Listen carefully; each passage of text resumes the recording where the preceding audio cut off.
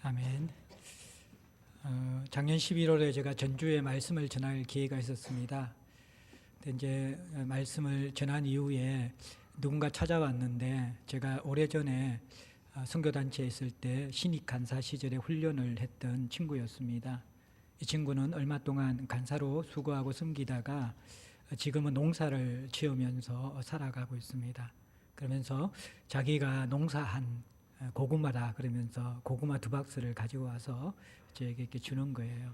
그래서 하는 말이 자기에게 이 농사를 지으면서 벼농사나 이런 농사 가운데 농약이나 해로운 것을 치지 않고 유기농으로 또 건강하게 농사를 짓고 있는데 생각보다 결실이 많지 않고 또 열매가 마음먹은 대로 맺히지 않아서 고민이다, 그렇게 이야기를 하더라고요.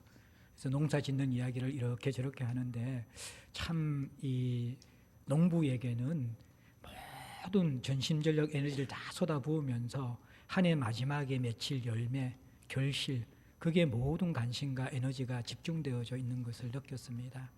그리고 감사하게 손수 그렇게 농사지은 고구마를 차에 실어서 서울로 올라오면서 이런 생각을 해보았습니다. 나도 내 인생에 마지막에 드릴 열매가 있어야 되는데 그 열매가 자라가고 있는가? 내 신앙의 열매는 자라가고 있는가? 이러한 질문을 하면서 올라왔습니다. 사랑하는 성도 여러분들, 여러분의 신앙 농사 점수는 어떻습니까? 아주 풍년이 들어서 이 풍작이 되어졌습니까? 아니면 평균치인 평작 정도의 수준으로 여러분의 신앙 점수를 가늠할 수 있습니까? 아니면 열매 맺지 못하는 흉작, 아무것도 소출이 없는 그러한 핍절한 상태에 있습니까? 우리가 한국교회를 염려하고 걱정해야만 합니다. 그런데 한국교회 열매 없음과 또 한국교회가 세상에 여러 가지 나쁜 영향을 미치는 것, 그에 대해서는 예민하고 분노합니다. 그렇게 이야기하는 것은 별로 어렵지 않고 쉬운 일입니다. 더 나아가서 우리가 몸담고 있는 이 제자들 교회를 보면서도 정말 참된 열매가 있는가, 건강한가, 이 부분에 대해서 우리가 이야기할 수 있고 또 이 이야기를 하는 것도 그렇게 어렵지는 않습니다. 그런데 이 한 해를 시작하는 첫 주일에 우리가 예수가 답이라는 특세의 마지막 메시지, 예수께서 자기를 선언하시는 마지막 메시지, 나는 포도나무라는 이 메시지, 이것을 우리가 들으면서 나의 열매는 있는가? 내 자신의 신앙 상태는 어떤가? 제자들 교회를 걱정하기 전에, 그리고 한국 교회를 걱정하기 전에 나에게는 하나님께 드릴 열매가 있는가? 결실할 거란 무엇인가가 우리 속에서 꿈틀거리고 자라가고 있는가? 이 부분을 우리가 돌아보아야만 하겠지요. 올 한 해를 시작하면서 어떤 인생 살기를 원하십니까? 결국 우리의 삶은 한 해의 마지막뿐만 아니라 마지막 날에 내어줄 열매가 있는 인생을 살아가야 하죠. 우리가 어떻게 인생의 열매를 맺을 수 있을까? 그 인생에 맺어야 될 열매는 무엇인가? 이러한 부분을 오늘 여러분과 함께 이 말씀을 통하여서 살펴보기를 원합니다. 포도나무는 이스라엘 백성들에게 굉장히 친숙한 배경이 있습니다. 아마 예수께서 지금 포도나무와 그 가지의 비유를 하실 그 상황적 배경이, 어떤 성경학자들은 예수님께서 유월절 만찬을 하신 이후에 감람원이라는 포도나무 그 가소원을 지나갈 때에 그 포도나무를 보시면서 이 포도나무 비유를 하셨다, 그렇게 이야기하기도 하고, 또 어떤 학자들은 아니다, 감람원이 아니라 그냥 유월절 만찬 자리에서 창밖으로 보니까 포도나무가 주렁주렁 있어가지고 그 창밖이 비추어 보이는 포도나무를 보면서 이 비유를 했다라고도 이야기합니다. 유대인들에게는 이 포도나무가 일상 속에서 늘 볼 수 있는 흔한 장면이었고 일상의 비유였습니다. 뿐만 아니라 이것은 종교적인 성격도 가지고 있습니다. 요한복음에서 예수께서 선언하시는 자기 선언이 대부분 절기와 연관되었다고 말씀드렸죠. 나는 생명의 떡이다라는 것은 유월절 절기와 연관되어져 있고, 내게로 와서 목마른 자는 생수를 마시고 나는 세상의 빛이라는 이 선언은 초막절의 그 절기 행사와 연관되어져 있는 것입니다. 오늘 이 본문의 포도나무 비유는 절기는 아니지만 유대인들의 종교 생활과 연관되어져 있습니다. 왜냐하면 구약 성경에는 끊임없이 이 이스라엘 백성들을 포도나무다 그렇게 불렀기 때문입니다. 포도나무는 이스라엘 백성의 상징이었습니다. 이 포도나무 비유는 이스라엘과 상관이 있는 비유라는 것입니다. 그들의 신앙 상태, 그들의 영적 상태와 상관이 있는 비유라는 것이에요. 그런데 예수께서 왜 마지막 떠나시기 전에 이 비유를 하시냐 그러면 마지막 떠나시는 예수님의 마음속에 제자들에게 심겨주고 싶은, 그리고 이 이스라엘 백성들에게 들려주고 싶은 메시지가 뭐냐 그러면 내가 이제 죽음으로 가는데 그 죽기에 가는 이유는 열매 맺도록 가는 것이라는 거예요. 이 이스라엘 백성과 제자들이 참된 열매를 맺을 수 있도록 예수님은 이제는 사역을 마무리하고 마지막 메시지로서 이들에게 전달하고 있는 것이라는 거예요. 이 포도나무 비유는 그렇게 예수님의 이들을 향한 간절한 바람이 담겨져 있는 중요한 에고 에이미, 내가 누구인가라고 선언하는 그 마지막 비유의 결론적인 부분들입니다. 그러면서 이 포도나무 상중의 이스라엘 백성들이 열매를 맺지 못하는 상태가 오래 지속되었고, 또 구약 성경에서 이스라엘 백성을 포도나무라고 비유할 때에 대부분 그 포도나무 상태는 풍성한 열매를 맺는 상태가 아니라 과실이 없는 상태에 대한 경고로서 예수님께서 포도나무를 사용하셨다라는 거예요. 그래서 오늘 이 본문에 보면 6절에는 소극적으로 이 포도나무 비유의 목적이 너희들이 열매 맺지 않으면 잘라져서 밖에 버려져 사람들에게 밟히고 불에 던져진다. 그냥 쓰레기장에 소각장에 땔감이 되어진다라는 열매 맺지 못하는 삶에 대한 강한 경고가 소극적으로 담겨져 있습니다. 열매 맺는 삶은 내가 맺어도 되고 맺지 않아도 되는 것이 아닙니다. 맺지 않을 때는 하나님의 준엄한 심판이 있다라는 것입니다. 이게 어떻게 한번 구원받았는데 버리워져서 던져서 밟히고 불에 탈 수 있는가? 이 부분에 대해서 알미니안주의자와 켈빈주의자의 해석이 다르죠. 알미니안주의자는 이 해석이 말 그대로 구원에서 버림받는 것이다.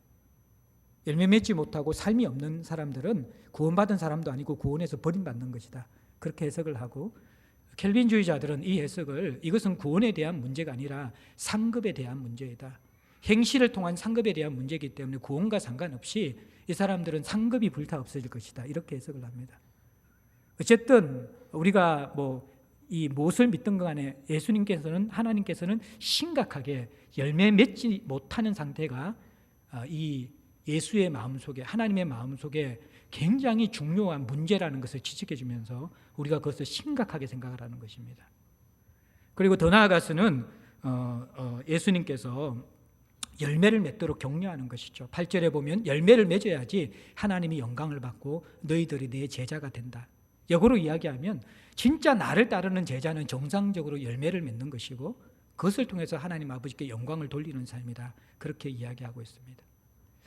포도나무는 단 하나의 목적밖에 없는 나무거든요. 대부분 좋은 나무들은요, 여러 가지 목적이 있습니다. 여러분들 여기 우리 건물 옆에 보면 건축 자재로도 나무가 사용되어지죠. 또 어떤 좋은 나무들은 여러분들 이렇게 악기를 만들 때, 바이올린이나 첼로나 그런 악기를 만들 때 여러분들 그 악기 만드는 재료로서 좋은 나무들이 사용되어집니다. 공예품을 만들 때도 사용되어지고, 하다못해 거기에 사용되지 못하는 나무들은 땔감으로 그렇게 사용돼요. 참숯, 여러분들 이렇게 참나무 이런 것은 숯으로 너무너무 좋은 땔감이죠. 그런데 포도나무는 뭐냐 그러면요, 이것은 악기를 만드는 재료도 되지 못하고 건축 재료도 되지 못합니다. 공예품 재료는 더더욱 되지 못합니다. 심지어 이 포도나무는 땔감으로도 적합하지 않습니다. 그래서 밖에 버려진 나무는 땔감으로 서는 것이 아니라 사실은 소각장에 버리는 나무인 것이죠. 포도나무는 유일한 목적을 가지고 있는데 그것이 바로 열매를 맺는 것입니다. 근데 열매를 맺지 못할 때 하나님의 심판이 있고, 하나님은 열매 맺는 것을 기대하시고 그 제자의 모습을 통해서 영광 받으시기를 원하시고 계신다. 그렇게 이 비유를 통해서 예수님의 마음, 하나님의 마음을 우리에게 보여주시는 것이죠. 자, 그러면 우리가 어떻게 열매 맺을 수 있을까요? 이 비유는요, 심판이 핵심이 아니라 열매 맺도록 돕고 격려하는 것이 목적인 비유라는 것입니다. 성경의 모든 메시지는 우리가 심판당하는 것이 목적이 아니라 그 경고의 메시지는 결국에는 거기에서 돌이켜서 바른 길로 가고 바른 열매를 맺으라는 더 큰 목적으로 인도하는 것이죠. 어떻게 이 열매를 맺을 수 있는가? 자, 포도나무 비유는 세 가지 요소가 있죠. 1절에 보면 내 아버지는 농부, 나는 참 포도나무. 5절에 보면 너희는 가지. 자, 이 비유에 세 가지 요소가 나옵니다. 농부이신 아버지, 포도나무이신 예수님, 가지인 우리들. 근데 이 세 요소가 다 각기 제 역할을 해야지 건강한 열매가 맺혀진다라는 거예요. 어떻게 열매가 맺혀지는가? 성부 하나님의 역할이 있고 성자 예수님의 역할이 있고 또 우리들의 역할이 있다는 것이죠. 먼저는 농부이신 아버지가 어떻게 이 포도나무의 열매를 맺도록 도우시는가 보시면요, 2절 말씀입니다. 아주 이게 중요한, 그렇지만 또 해석하기 쉽지 않는 말씀인데, 자, 2절 말씀 한 번만 같이 한번 읽어보겠습니다. 시작. 무릇 내게 붙어 있어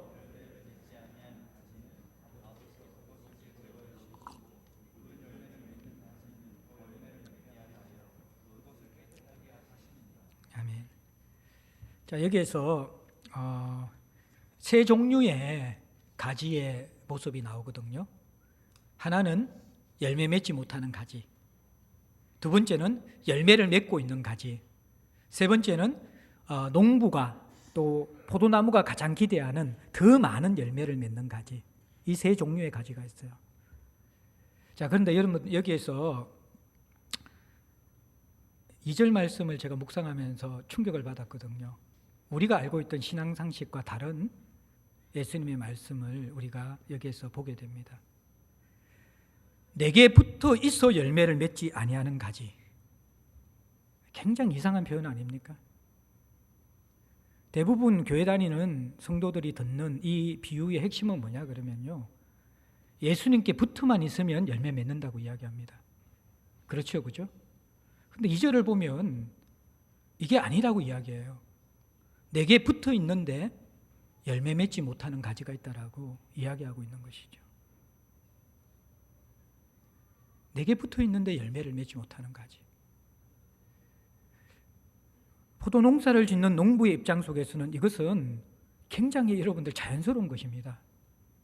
모든 가지에, 나무에 붙어 있다고 모든 가지에 열매가 맺혀지지 않습니다. 이건 자연스러운 현상이에요. 왜 그럴까요? 열매 맺을 영양분이 가지에 공급되지 않으면요, 그 가지는 열매를 맺지 못합니다. 붙어 있는데 생명의 영양분을 공급받지 못해서 열매 맺지 못하는 가지가 있다라고 먼저 이야기하는 것이죠. 농부가 하는 손질 두 가지가 있습니다. 하나는 뭐냐 그러면요, 열매 맺지 못하는 가지, 열매 자체가 없는 가지에 열매를 맺도록 하는 것이 농부가 첫 번째 하는 역할입니다. 두 번째 역할은 이미 열매를 맺고 있는 나무가지는 더 많은 열매를 맺을 수 있도록 도와주는, 이것이 두 번째 하는 역할이라는 거예요. 이것을 2절에서 어떻게 설명하고 있냐 그러면, 농부가 첫 번째는 제거해 버리시고 두 번째는 깨끗하게 하시느니라, 이 두 가지 표현으로 설명하고 있습니다. 이것도 우리가 성경을 깊이 연구하지 않으면 제거해 버린다라는 이 표현을 6절 말씀처럼 열매 맺지 못하는 가지는 잘라서 밖에 던져버린다, 심판의 메시지로 우리 2절을 많이 생각합니다. 근데 원어를 살펴보면, 또 그리고 많은 성경학자들은 이 문맥과 단어의 성격상 이것은 심판의 메시지보다도 농부이신 하나님 아버지가 열매를 맺도록 돕는 작업으로 해석을 합니다. 그러면 제거해버린다는 이 말의 의미가 뭐냐 그러면요, 이것은 헬라어로 아이로라는 단어입니다. 이거를 여러분 좀 이해하기 쉽도록 제가 이렇게 우스갯소리로 이야기하면 위로 이렇게 생각하시면 됩니다. 무슨 말이냐 그러면요, 이 아이로라는 단어의 의미는 땅에 처박혀 있는 것을 집어서 들어 올리는 것, 건져 올리는 것이 바로 아이로라는 단어입니다. 포도나무가 열매 맺지 못하는 상태는요, 나무 가지의 무게나 잎사귀의 무게 때문에 이 가지가 그 무게를 지탱하지 못하고 축 처져가지고 땅에 붙어버리게 되어지면 거기에는 포도나무 열매가 맺히지 않습니다. 포도나무는 호박류의 그러한 식물이 아니잖아요. 호박 같은 것은 여러분들 땅에 붙어서 열매가 맺혀져요. 그런데 포도나무는 땅에 붙어버리면요, 이 가지가 진흙과 먼지에 뒤덮이게 되어지고 강압성도 할 수 없게 되어지고 이 땅에 축축한 습기가 스며들게 되면서 그 가지가 썩어버리면서 건강한 열매를 맺을 수 없다라는 것입니다. 그러면 이 농부가 하는 그러한 도움은 뭐냐 그러면 지지대를 세워서 그 남고지를 쳐들어 올려준다라는 것입니다. 그리고 거기에 붙어있는 진흙들을 깨끗하게 씻어주고 먼지들을 털어주고 잎사귀들을 닦아주는 것입니다. 그러면 이 열매 맺지 못했던 가지가 서서히 햇볕을 받고 또 올라오면서 영양분을 잘 공급받고 또 그 먼지와 진흙들이 다 씻겨져 나갔기 때문에 강압성을 하면서 그곳에서 열매가 맺혀진다는 것이죠. 이것을 우리가 신앙적으로 좀 적용을 한다 그러면요, 가지가 땅에 박혀 있다는 것은 하나님의 백성으로 하늘나라를 살아야 될 백성들이 세상과 땅에 대한 관심이 너무 많다라는 것입니다. 그리고 이 진흙과 먼지가 드득드득 붙어 있다는 것은 땅에 살아가면서 우리의 재성과 우리의 욕심이 범벅이 되면서 우리의 인생을 움켜잡고 있다는 모습인 것이죠. 열매 맺지 못하는 중요한 이유는 우리가 세상을 사랑함과 죄의 문제입니다. 땅에 너무 딱 붙어서 땅의 것으로 뒤덮여져 있는 그 가지에는 열매가 맺혀지지 않는다라는 것입니다. 하나님은 세상에 푹 빠져서 탐욕과 이 세상의 정욕과 육신의 정욕과 안목의 정욕을 통하여서 살아가는 그러한 우리 인생들을 들어 끄집어 올려주시는 것이죠. 징계하고 연단하시고 회개시키시면서 이 죄의 문제를 다루시면서 가지를 들어 올려주십니다. 그것이 농부신 아버지께서 하시는 우리를 돕는 손길이라는 것입니다. 가지는 예수께 붙어있는 성도는 죄를 지을 때 하나님이 그냥 그대로 버려두시지 않습니다. 그 인생에 개입하십니다. 땅에 붙어있는 우리의 인생을 하나님 아버지께로 들어 올리시기 위해서 분명히 우리를 흔들어내십니다. 징계와 연단을 통하여서 이 죄의 문제를 우리에게 들추어내시면서 우리가 다시 이 죄 속에서 건짐받고 땅에 깊이 뿌리박고 땅에 이 처박혀 있는 우리의 모습에서 일어설 수 있도록 땅에 속한 자가 되지 아니하도록 먼저 아이로 위로 올리시면서 여러분들 우리를 도우시는 것이죠. 이것이 제하여 버리신다는 의미입니다. 열매 맺지 못하는 가지는 열매 맺도록 죄의 문제를 다룹니다. 중독의 문제를 다룹니다. 정욕의 문제를 다루어줍니다.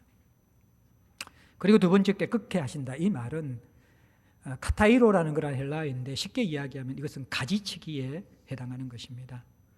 열매는 맺혀지는데 그것이 탐스러운 열매, 풍성한 열매가 되지 못하는 것은 가지가 너무 많기 때문입니다.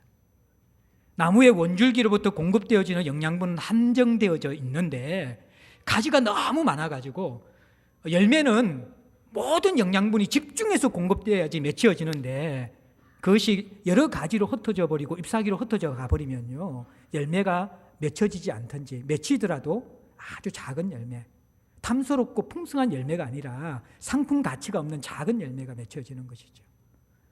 그래서 가수 농사를 하시는 분들은 다 꽃이 피고 여러분들 이제 열매 맺을 때문에 되어지면 어떻게 합니까? 보면서 풍성하고 건강한 열매를 맺을 가지들만 딱 남겨두고 나머지 가지들은 다 가지치기를 해줍니다. 그걸 잘라내면서 이 모든 영양분이 풍성한 열매를 맺을 가지에 집중되어서 공급되도록 돕는 것, 이것이 바로 농부의 손길입니다. 이것이 깨끗하게 한다라는 의미라는 것이죠. 이것을 신앙적으로 적용하게 된다면 분주하고 우선순위가 너무 많이 나누어져 있는 인생은 생명의 열매가 맺혀지지 않습니다. 신앙의 열매가 맺혀지지 않는다라는 거예요. 우리의 어떠한 에너지가 한정되어져 있잖아요. 우리가 쏟아부을 수 있는 그러한 우선순위가 한정되어져 있어요. 근데 현대인들의 문제는 너무 분주하다라는 거예요.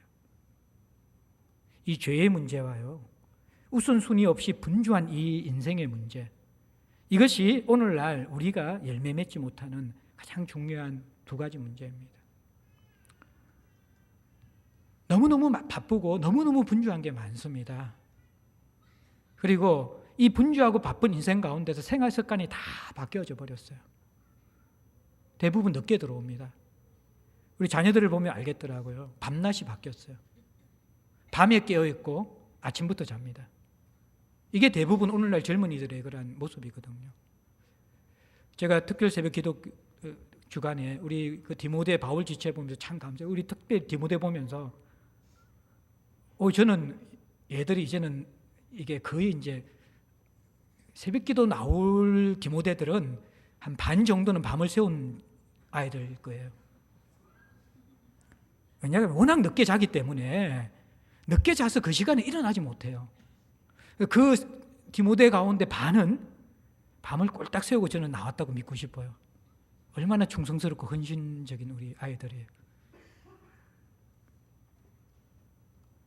이 다 우리의 지금 삶의 모습들이요, 뒤죽박죽이 되어져 있습니다.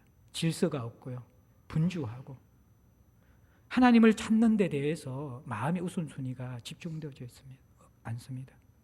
매일매일 삶도 그렇고요. 이제는 이 모습이 주일까지 침투해 들어와 있습니다. 하나님께 예배드리고 주님 앞에 나아가야 될 이 주일날조차도 우선순위를 여기에 온전히 드리지 못하는 성도들이 점점 늘어갑니다. 우리 교회가 예배에 가장 소중한 교회라고, 예배의 생명 거는 교회라고 했는데, 제가 처음 왔을 때 제일 이상했던 것이 예배가 이게 공간이 부족한 것도 아니고 시간이 부족한 것도 아닌데 왜 9시 15분, 11시 15분에 예배를 시작하지? 오랫동안 그렇게 드리고 있으니까 처음 온 목사가 그거 뭐 어떻게 바꿀 수가 없고 좀 몰랐어요. 나중에 이제 들어보니까 이전 목사님이 하도 예배를 늦게 지각하니까 15분 넘추면 그러면 이제 다 참석한 예배를 드릴 수 있겠지. 그러니까 9시 15분, 11시 15분 했는데 이제 제가 볼 때는 9시 반, 11시 반으로 늦춰야 될 것 같습니다. 그리고 2020년에는 10시 40분, 11시 40분은 늦출 것입니다.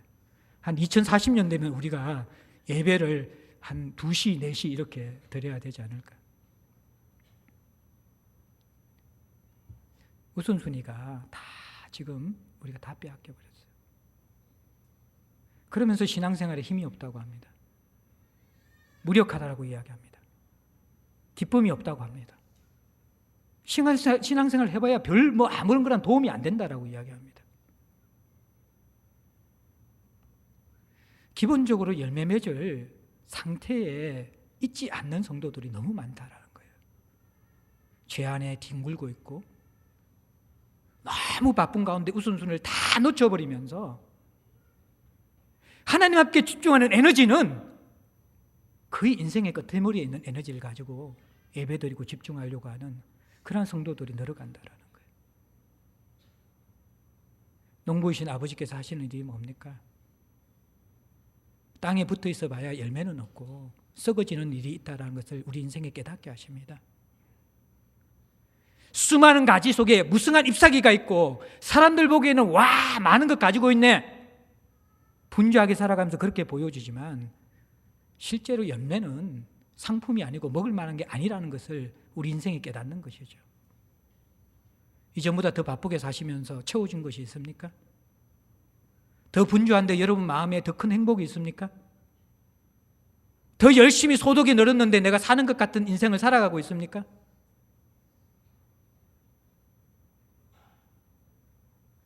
우리가 하나님으로 인하여서 땅에서 세상에서 들어 올려지고 다양한 것에서 우리가 가지치기가 안 해진 상태에 있기 때문에 결국 썩어지고 열매가 맺혀도 작은 거예요. 농부이신 아버지께서 이 일을 우리에게 하십니다.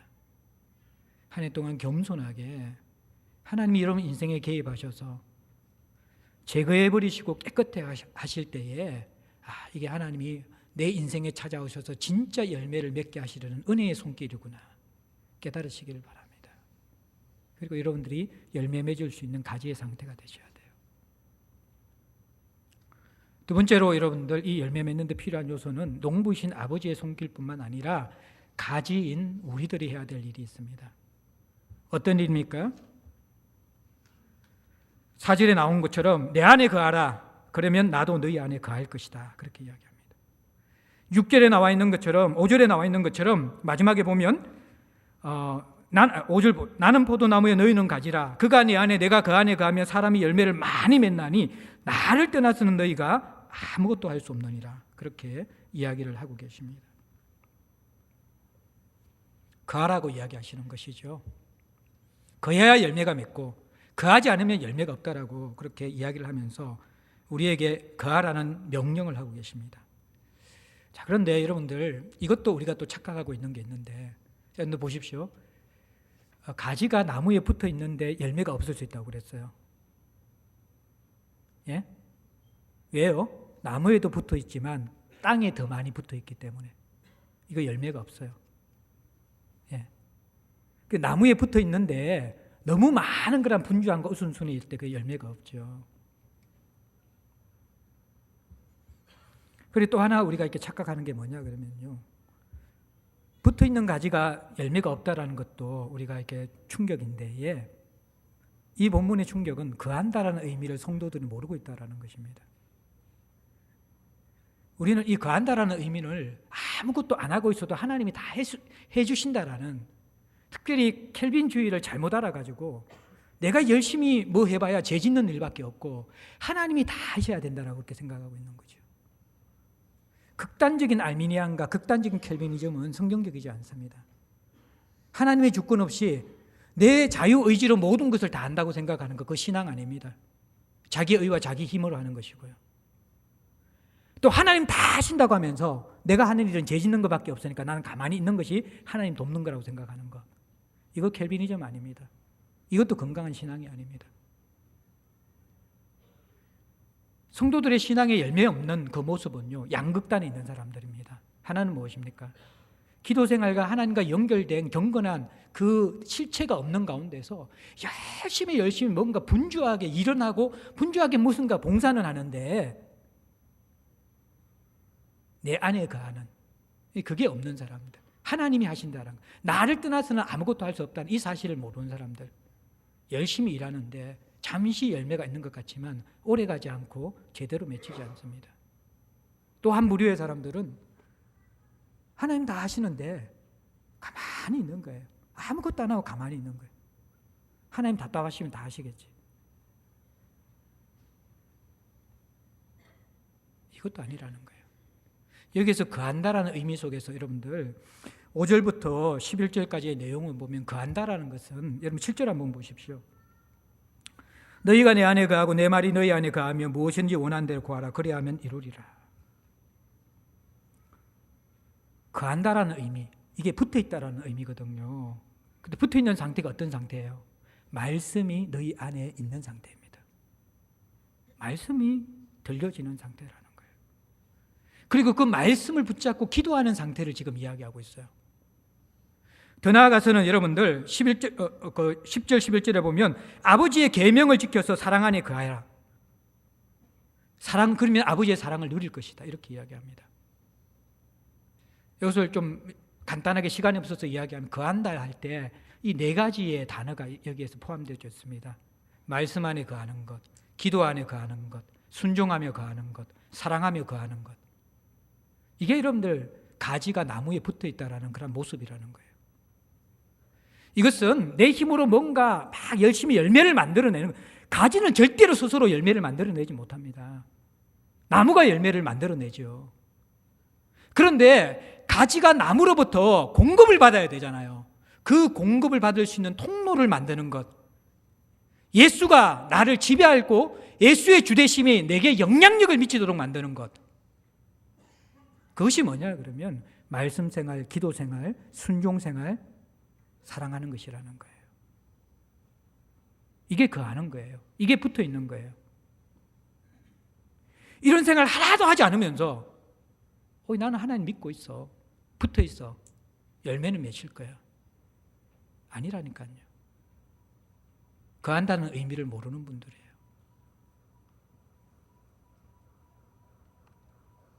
가지가 붙어, 이 2절에 내게 붙어 있지만 열매 맺지 못하는 가지의 문제는 땅에 붙어 있잖아요. 너무 많은 우선순위 가지가 있잖아요. 그리고 없는 게 뭐예요? 이 가지들은 신앙적으로 말씀과 기도와 순종과 사랑함이 없는 사람들입니다. 그것이 가지가 통로를 만드는 거예요, 나무에. 그 나무의 영양분이 가지로 공급되도록 흘러가도록 만드는 것, 그것이 바로 붙어 있는 것이고 거하는 것이라는 거예요.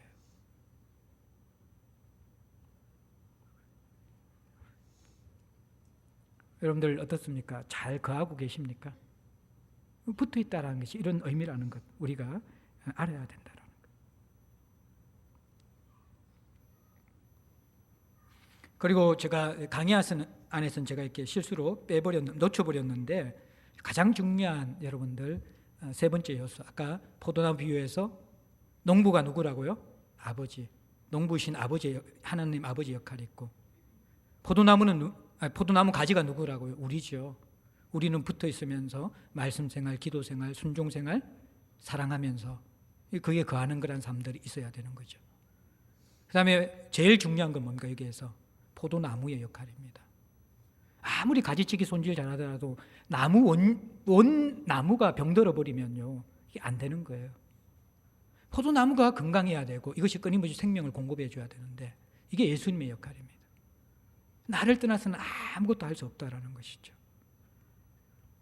이것을 절실히 깨닫고 예수께서 끊임없이 생명을 우리에게 보내어 주시기 때문에 우리는 열매를 맺을 수 있는 것이죠.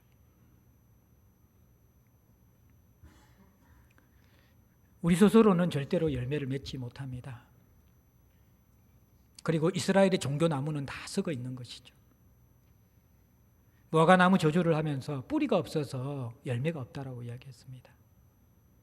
그래서 예수께서 친히 참 포도나무, 열매 맺지 못하는 유대교라는 종교가 아니라 자신의 몸과 자신의 생명으로 십자가에 물과 피를 쏟으시면서 참 포도나무가 되시면서 이제 우리에게 열매 맺게 하시는 것이죠. 종교로는 열매 맺지 못해요. 예수 없이 여러분들 아무리 기도 생활 많이 해보십시오. 예수 없이 아무리 종교의 경전 보면서 공부 많이 해보십시오. 예수 없이 여러분들이 사랑한다고 여러분들 인격 가지고 아무리 사랑 많이 해보십시오. 예수 없이 일선 늘 선한 일 하면서 살아가 보십시오. 인생의 진짜 열매가 맺힙니까?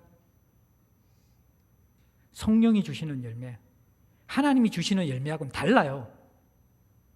열매는 예수 때문에 맺혀지는 거예요. 예수가 우리의 나무가 되기 때문에 맺혀지는 거예요. 예수가 생명나무가 되지 않으면요, 생명나무가 없는데 농부가 아무리 열심히 하고 가지가 아무리 열심히 한다고 해서 아무런 소용이 없는 거예요. 예수께서 생명나무가 되셔서 우리에게 열매를 맺게 하시는 거예요. 열매가 어떻게 맺혀진다고요? 농부 아버지가 손질하십니다. 죄에 대해서 손질하시면서 들어올리시고 우선순위가 망가진 우리 인생에 가지치기를 하십니다. 그리고 우리는 가만히 있는 것이 아니라, 또 나만 하는 것이 아니라 말씀, 기도, 순종, 사랑 생활을 해야 합니다. 그 제일 중요한 것은 예수님께서 생명나무가 되셔서 우리에게 생명을 공급해 주시는 것입니다. 거기에서 열매가 맺히는 것입니다. 자, 그런데 이제 마지막으로 그러면서 맺혀지는 열매는 여러분들 마지막에 보면 이것은 열매의 조건이자 동시에 열매 자체예요. 기도 응답이 있습니다. 내 말이 너희 안에 거하고 그러면 무엇인지 원하는 대로 구하면 이루리라. 하나님 뜻대로 구하는데 안 이루어질 리가 없죠. 내 욕심으로 구하는 게 아닌데. 말씀을 붙잡고 하나님의 뜻을 위해서 기도할 때는 열매가 있다라는 것입니다. 기도는 열매를 맺기 위한 방금 이제 우리가 거하는 모습인가 동시에 열매 자체이기도 합니다. 그리스도의 사랑 속에서 함께 거하면 또 사랑의 열매가 맺혀지죠. 이것도 역시 조건이가 동시에 열매 자체입니다. 또 기쁨도 우리가 기쁨과 감사 생활을 하면 열매가 맺혀지고 또 그것이 열매 자체이기도 합니다. 이러한 열매가 여러분들 맺혀진다라는 것입니다. 기도 응답이 있고, 기도 응답이라는 것은 예수가 주가 되셔서 내 인생에 관여한다라는 거예요. 주대심. 그분이 내 인생을 지배하고 있고 만들어 간다라는 거예요. 사랑이라는 것은 내가 예수의 성품을 닮아간다라는 거예요. 예수의 형상이 내 안에 빚어지고 간다는 거예요. 그러면 우리 인생은 기쁨과 감사가 충만해지는 것이죠. 하나님의 간섭 속에서 예수를 닮아가는데. 이제 말씀을 좀 일찍 마무리하려고 합니다. 성찬회식에 있어서 올 한 해 우리가 열매 맺는 삶을 원하시죠? 자, 그러면 다른 거는 그냥 여러분들 기억 안 하셔도 돼요. 왜냐 그러면 농부이신 아버지는 농부의 역할을 하시면 되고, 예수님은 신실하게 여전히 예수님의 역할을 하고 있습니다. 문제는 우리입니다. 가지만 제대로 역할을 하면 돼요. 말씀, 기도, 순종, 사랑해야 되는데, 이걸 제가 좀 간략하게 이야기하면, 기도 응답이라는 것이 제가 뭐라 그랬어요? 하나님이 주가 되셔서 우리의 삶을 다스리는 주대심과 연관되어져 있는 것이죠. 주대심 인정하지 않는 사람의 가장 중요한 특징은 기도 생활이 없는 사람들입니다. 말씀을 듣지 않고 기도 생활이 없는 사람들은 아무리 내가 예수 그리스도를 경배하고 그분을 따른다고 하지만 말만 그런 사람들입니다. 주대심은 말씀 생활과 기도 생활에서 그 경건의 시간에서 일어나는 것입니다. 그리고 우리가 이 사랑하고 순종한다라는 것, 그 속에 진짜 우리가 살아있는 성도의 모습들, 그것이 이제 우리 가지들이 살아가야 될 모습이 있는 것이죠. 제가 오랜 동안 선교단체에서 훈련받은 분이 몇 번이나 고백한 걸 제가 들었어요. 너무 단순한 것 같은데 그것 붙잡고 평생을 살아왔더니까 가니까 살아가면 살아갈수록 그것이 참 진리라는 것을 알게 되었다는 거예요. 그분이 속한 선교단체에서는 멤버가 되기 위해서는 반드시 넘어야 될 관문이 있습니다. 뭐냐 그러면 주대심의 인정입니다. 주대심을 인정하지 않는 지체들은 멤버십을 주지 않습니다. 그리고 나서 하나님 사랑과 이웃 사랑, 그 두 가지를 가르치는데, 하나님 사랑은 말씀 듣고 기도하는 경건의 시간, 이웃 사랑은 가장 가까운 이웃인 배우자 사랑, 가족 사랑, 그 세 가지만 가지가 해야 될 그함의 기초로 살아가면요, 인생의 열매는 맺혀진다라는 것입니다. 우리가 너무 복잡하게 인생 살아가는 것, 세상도 복잡한데 신앙생활도 너무 복잡하게 하면 힘들잖아요. 2019년 제자들 교회가 한국교회 염려하는 것 좋습니다. 또 기도해야만 합니다. 제자들 교회 염려하는 것 좋습니다. 기도해야만 합니다. 그런데 순서는 나부터 시작해야 합니다. 나부터 열매 맺어야 돼요. 농부는 끊임없이 우리의 인생을 손질해 가실 것입니다. 예수님은 변함없는 포도나무가 되셔서 그 안으로 들어오라고 초대하실 것입니다. 문제는 우리가 이 한 해 동안 주대심 그거 인정하셔야 됩니다. 이 선을 넘고 이 선에 대한, 물론 이 주대심을 인정한다고 해서 그 즉시로 100% 다 주대심의 인정의 삶을 살아갈 수 있는 것은 아닙니다.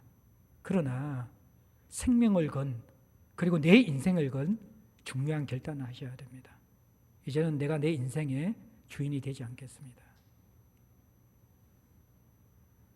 그리고 많은 것 하지 마시고 가장 우선적인 것, 여러분이 하나님의 얼굴을 보고 말씀을 듣고 기도하는 시간, 그거 없으면 여러분도 열매도 없고 다른 사람 열매 못 맺힙니다. 사랑, 세상 사람 중요하죠. 약한 자들 돕는 거 중요하죠. 근데 내 옆에 배우자가 힘든데 그 사랑이 진실한 사랑일까요? 내 가족에 우리 자식이 힘든데, 우리 부모가 힘든데 그 사랑이 진실한 사랑일까요? 물론 가정 속에서, 가족이 속에서는 힘들 수 있어요.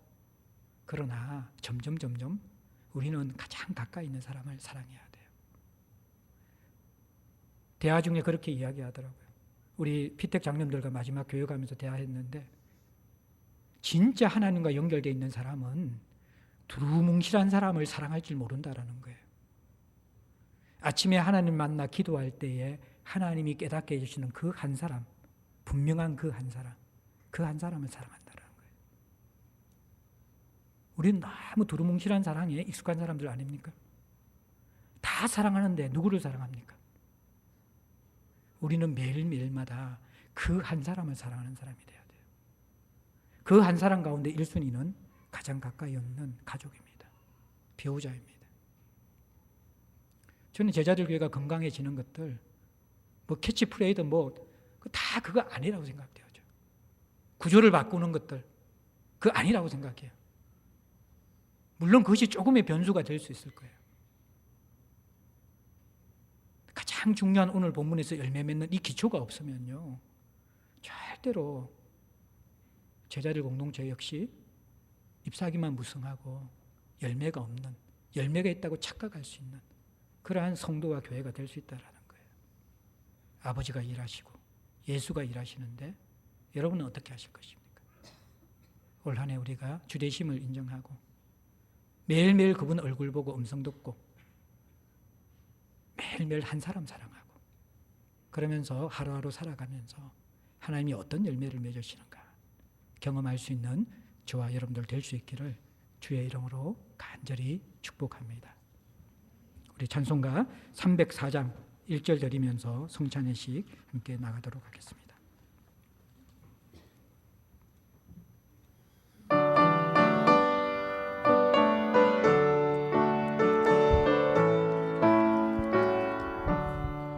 크신 하나님의 사랑 말로 다 형용 못하네. 그 높고